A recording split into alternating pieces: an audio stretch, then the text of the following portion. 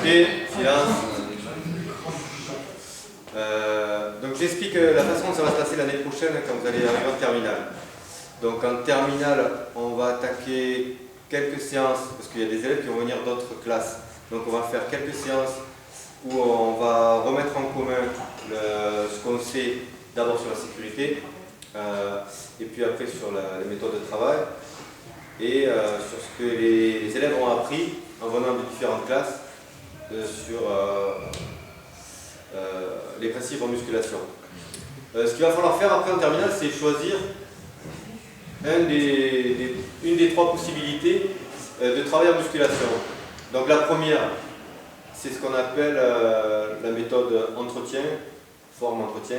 Donc l'objectif, ça va être ou de travailler un rééquilibrage musculaire ou un travail de rééducation pour ceux qui ont eu un souci particulier en sport, ou alors développer une pratique qui soit plus centrée sur l'endurance musculaire, c'est-à-dire des charges relativement légères, mobilisées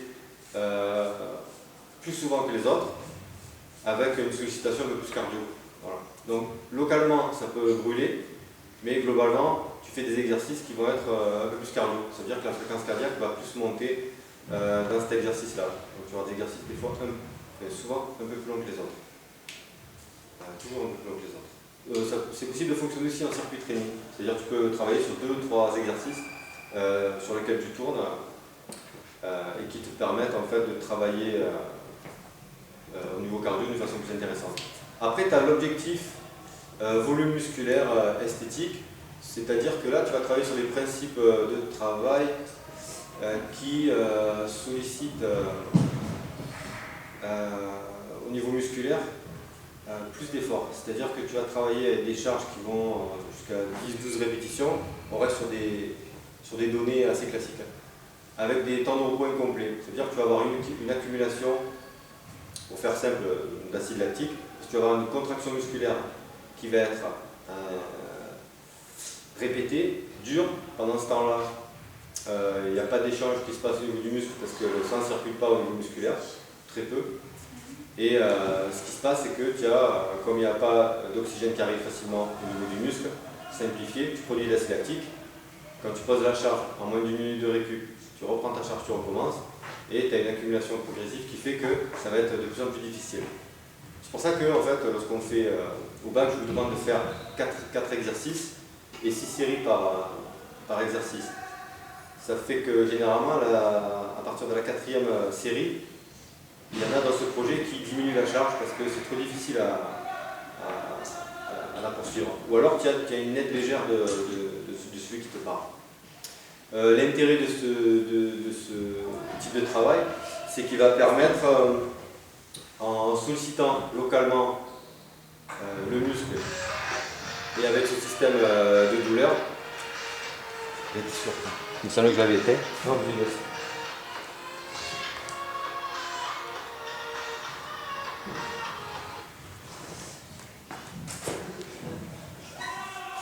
donc en fait ce qui va se passer c'est que localement cette douleur liée à la répétition d'exercices avec repos incomplet, c'est censé stimuler la synthèse protéique, donc tu vas théoriquement prendre du muscle comme ça, voilà, globalement. Et puis tu as aussi le projet sportif où là c'est la recherche de puissance musculaire. C'est une liaison entre la force et la vitesse. Donc globalement les efforts qui vont être proposés au bac, ça va être des efforts courts de 3 à 6 répétitions, mais généralement je propose 6 répétitions avec de l'explosivité derrière pendant 6 secondes. Pour simplifier, tu as la liaison force-vitesse, ça donne ça. Là tu as la force, là tu as la vitesse, et en fait la liaison elle est comme ça. Pour des niveaux de force élevés, la vitesse elle est forcément faible, voilà, ça va 0 plus. Et pour des niveaux de vitesse élevés, la force est toujours plus faible. C'est normal. Si tu veux mobiliser une charge rapidement, il ne faut pas qu'elle soit lourde. Et si tu veux développer de la force, quand tu soulèves une charge lourde, tu ne peux pas la mobiliser rapidement. C'est pas possible. Voilà. Donc l'intérêt du travail en puissance, c'est de travailler à la fois la force et la vitesse pour déplacer la courbe. Et en même temps, il y aura des grosses récupérations. Donc dans le travail sportif, préparation sportive, vous allez avoir des récupérations qui vont aller jusqu'à 3 minutes. Donc en fait, vous, ça va se passer à peu près sur 50 minutes le test. Tandis que les autres, ça se passe sur 40 minutes, avec 10 minutes par exercice. Les autres, donc quand on voit que ça tourne bien, on peut vous alléger 1 ou 2 séries. Quand on voit qu'il y a des problèmes sur les séries, on vous laisse continuer. Donc ce qu'il faut avoir fait, c'est pendant le cycle, avoir vraiment expérimenté le fait d'accumuler de la fatigue, parce que le jour du test, il y en a qui ont des surprises et qui ne sont pas du tout dans les zones qu'ils avaient définies. On a deux possibilités, on peut fonctionner par nombre de répétitions, et il faut que vous soyez au maximum de ce que vous pouvez faire sur le nombre de répétitions que je vous donne, ou alors vous travaillez à des pourcentages de votre maximal. C'est-à-dire que vous allez avoir un tableau, vous faites un essai sur 10 répétitions, ça vous donne votre maximal théorique, et à partir du maximal théorique, vous travaillez sur des pourcentages qui sont faibles lorsqu'on est en entretien, un peu plus élevés dans la théorie, entre 60 et 70% sur la méthode esthétique, et quand vous êtes sur le sportif, là on passe les 80 sur les répétitions en force, et après très léger sur l'explosivité. Est-ce que vous avez des questions sur ça? Sur le choix, s'il y en a qui... Dans la méthode sportive, vous pouvez ou exploiter directement la méthode sportive sans objectif particulier, ou vous pouvez vous entraîner pour un objectif sportif. Par exemple, si tu fais du basket, par exemple, tu veux gagner en détente en basket, tac, on va mettre en place tout un système de travail qui permettra de développer spécifiquement la détente en basket. Voilà. Vous avez des questions? Alors, donc quand vous arrivez à l'évaluation, vous arrivez avec votre fiche. On a défini les 2 exercices que vous avez choisis et les 2 que j'ai choisis. Et vous avez le plan de travail qui est fait avant de rentrer dans la salle. Donc vous serez au bout là-bas et vous la préparez avec le nombre de répétitions, le nombre de séries que vous voulez faire et le temps de repos. Donc c'est le cadre basique, chiffré, vous le notez. On rentre ici, on attaque l'échauffement. Et après, quand on commence le travail, vous avez 40 minutes pour effectuer le travail musculaire que vous avez prévu. 10 minutes par exercice, 4 exercices, 6 répétitions par exercice. Et quand je vois que ça tourne, je peux vous enlever des répétitions. Des séries, je veux dire. Si vous avez 6 séries à faire, si je vois que ça tourne, 1, 2, 3, 4, je te dis vas-y, finis la 4e, c'est bon, je peux passer à l'autre exercice. Si je vois qu'il y a un souci, que tu as du mal à régler, je réajuste ce qui est pas bien fait. J'essaie de voir si je te signale que je réajuste un exercice pour que toi, tu essaies après dans l'explication hors passage, sur la feuille, en fait, tu puisses, j'aimerais voir que tu puisses expliquer pourquoi j'ai proposé ce rajustement. Après, tu as un travail à faire plus théorique lorsque tu sors de la pratique. Donc ça se fait sur une fiche de travail. Et ça, tu as 2 modèles. Tu as un modèle qui est précis et un modèle qui est moins précis.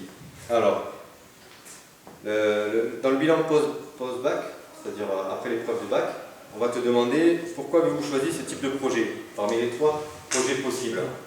En fait, il faut que tu sois très clair sur ça. C'est-à-dire quand tu as choisi un projet, il faut que tu saches pourquoi tu l'as pris. D'accord ? Donc si tu as pris entretien, il faut que tu saches pourquoi tu as pris entretien. Si tu as pris volume musculaire, tu sais pourquoi tu as pris volume musculaire.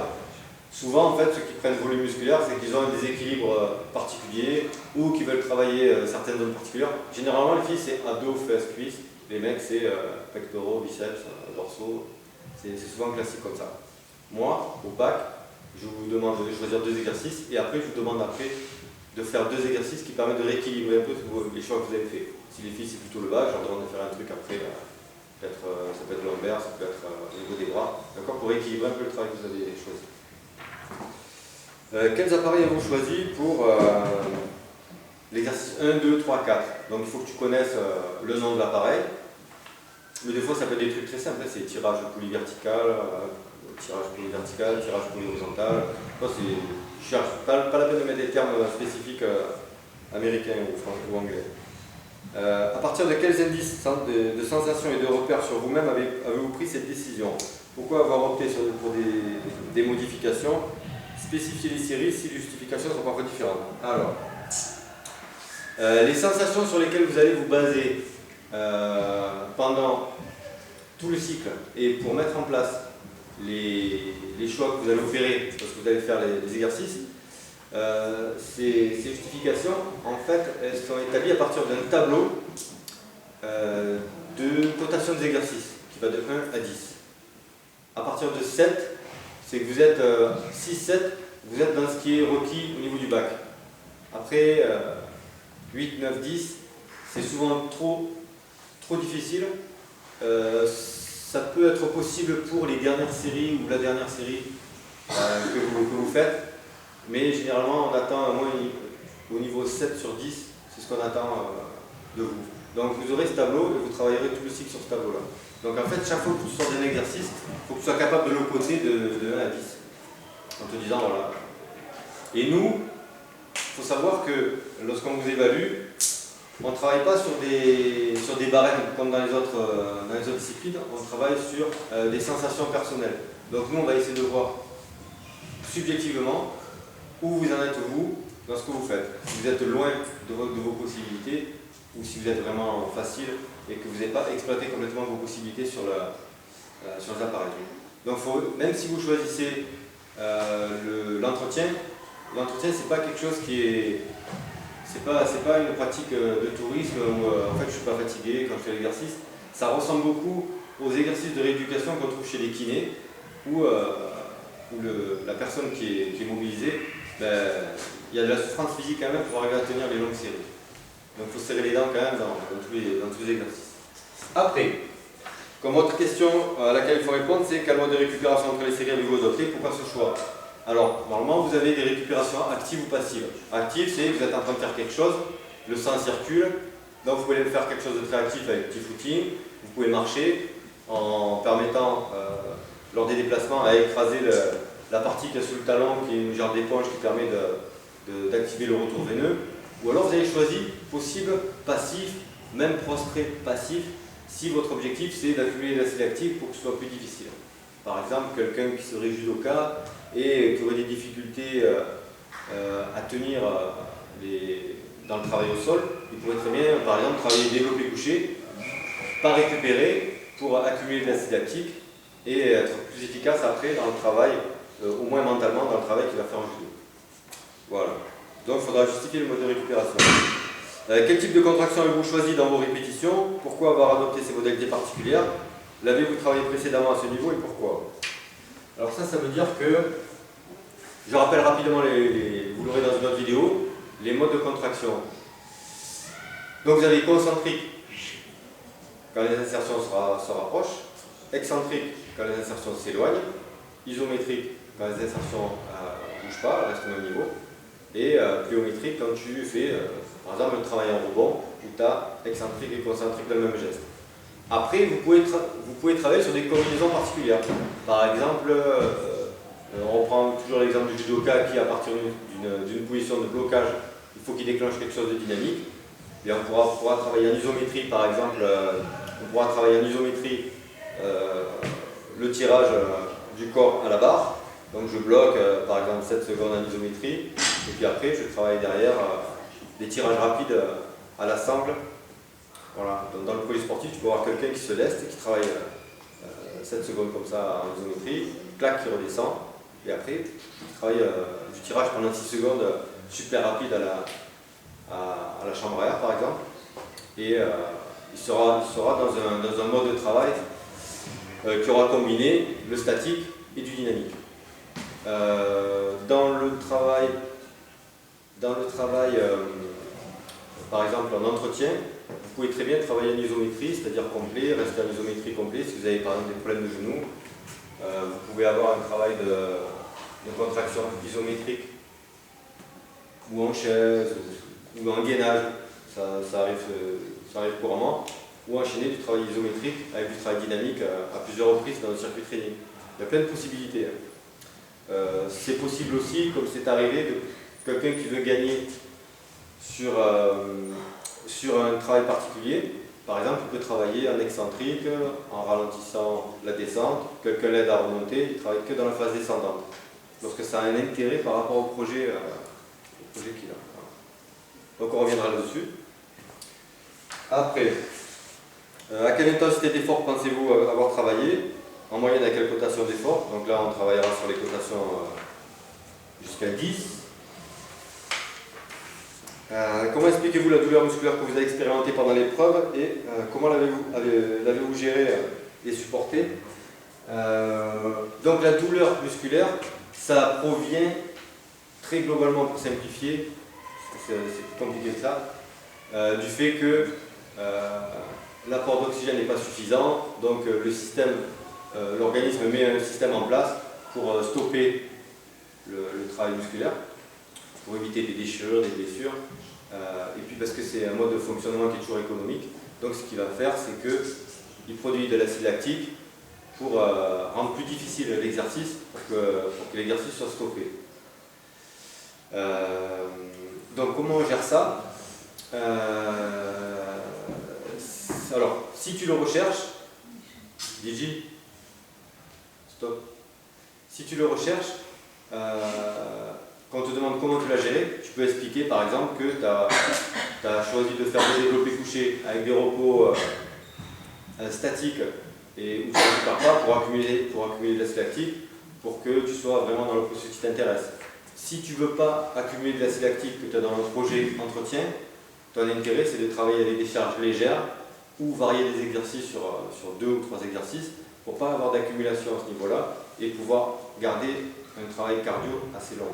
Par exemple, si tu fais des squats à vide, tu fais 15 squats à vide, clac, tu vas poser, tu peux faire du groupé-dégroupé après, et puis tu peux faire après un traversé élastique, et tu vas, en variant les groupes musculaires, sur un circuit de 3 exercices, tu ne vas pas accumuler de l'acide lactique localement, mais ça va te permettre de travailler au niveau de l'intensité cardiaque de façon intéressante pour l'entretien.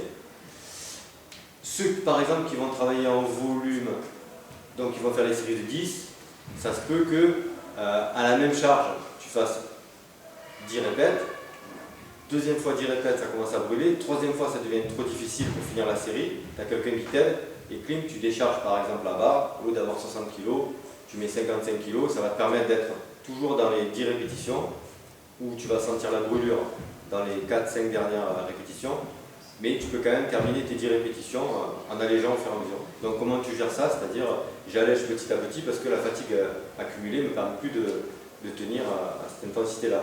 Pareil pour ceux qui font le projet sportif, c'est-à-dire si tu fais par exemple 6 développés, c'est arrivé il y a 2 ans, il y a un élève qui faisait 55 kg, il faisait des développés couchés à 60 kg. Donc il faisait 6 développés couchés et 6 pompes claquées derrière. Donc à un moment, les 6 développés couchés devenaient difficiles, quoi. Donc tu continues à faire la même chose avec 55 kg et après tu peux arriver à finir tes pompes claquées. Tu n'arrives pas à faire tes pompes claquées, tu essaies de faire quelque chose de dynamique sur 6 secondes par exemple. Si tu n'arrives plus à les faire, tu poses le genou et ça te permet de garder toujours la même vitesse de travail, le même dynamisme et ça te permet toi en posant les genoux d'alléger le corps et de rester dans ce qui t'intéresse. C'est une manière de gérer les corps. Donc il y a plein de possibilités comme ça. C'est pour ça qu'il faut que vous soyez au clair sur cette chose-là. Et il faut les manipuler dans les 4 dernières séances. Il faut préparer la façon dont on va gérer l'effort particulier qu'on recherche. Après. Par rapport à ce que vous aviez prévu, ce que vous avez réalisé, quelle perspective d'évolution pouvez-vous envisager? Justifiez vos choix. Donc là, on verra dans un tableau particulier sur la manière dont vous comptez progresser. Par exemple, en choisissant des exercices différents, qui vont être peut-être plus fins. Par exemple, si tu as travaillé des biceps classiques, tu vois, sur la machine à biceps, ou la machine Nariscope, comme vous voulez. Si après, tu veux, toi, travailler avec une barre à vide, donc ça va t'obliger à avoir un placement un peu plus gainé sur la barre en W. Ou si tu travailles avec un bras et un autre bras, il y a des affinements particuliers, donc il va falloir que tu apprennes une nouvelle gestuelle pour pouvoir continuer à travailler plus efficacement les groupes musculaires qui t'intéressent. Par exemple, en travaillant avec des charges au niveau des poids, tu sais que ça va être dur ici, ça va être dur ici ça va être moins difficile. Puisqu'en fait, le poids que tu supportes avec les bras, ici c'est moins difficile. Donc tu vas pouvoir peut-être travailler à la poulie, ou tu vas avoir une charge constante. À la poulie, tu vois en biceps, du bas en haut, Donc ce qui va entraîner un travail différent. Tu vois, tu vas avoir une tension constante dans un travail à la poulie ou biceps. C'est une manière de faire évoluer l'exercice. Vous pouvez augmenter les séries, vous pouvez augmenter la charge. Après, vous pouvez augmenter la manière, changer la manière dont vous travaillez. C'est quelque chose qu'on travaille au timer, par exemple, où là, tu vas avoir des petits temps statiques ou des petits effets, un petit travail en rebond à une certaine angulation. Tu vois, il y a des tas de choses que tu peux faire, que tu peux mettre en place pour faire évoluer la pratique dans la perspective de progresser. Mais ce qui est intéressant, c'est de savoir pourquoi tu le fais. Par exemple, dans l'entretien, la personne qui aura fait un travail sur les jambes pendant tout le cycle et qui commence à avoir un renforcement qui est intéressant au niveau des jambes, elle peut se sentir de passer sur un projet différent au niveau volume musculaire. Maintenant que le système tendineux, ligamentaire est habitué au travail musculaire, je vais pouvoir passer sur un travail un petit peu plus lourd et plus difficile à supporter parce que mentalement j'ai pris l'habitude de travailler en circuit training, j'ai l'habitude de l'effort, j'ai fait un travail cardio qui était intéressant et un peu local au niveau musculaire. Je peux passer sur un gros travail musculaire maintenant qui va me demander de serrer les dents parce que je pense que je suis capable de le faire. D'accord? Voilà. Et les dernières questions que vous pouvez avoir encore, c'est donner les grandes lignes de votre prochaine séance de musculation, celle que vous programmeriez et qui vous serait la plus utile en fonction de votre progression future. Donc là, vous détaillez en 2 mots le type de séance que vous proposeriez en suivant celle de l'évaluation. Est-ce que vous avez des questions? Là, des questions qui vous viennent. Pas de questions? Ce qui serait intéressant, c'est l'année prochaine, quand vous rentrez en terminale, c'est de voir, vous passez la vidéo rapide, et après, on détaillera des aspects qui vous posent problème, des choses. On pourra accentuer la compréhension de la lactique, pour comment on souffle sur l'exercice, pourquoi à certains moments on inspire sur les mouvements de tirage, pourquoi il y en a qui préfèrent souffler, pourquoi c'est plus intéressant d'inspirer sur le mouvement de tirage. Enfin, il y a des tas de choses comme ça qu'on pourra détailler. Ok, merci. Vous pouvez partir sur les exercices qui vous intéressent, commencez léger, localement, et après vous pouvez changer, vous n'êtes pas obligé de faire l'exercice d'échauffement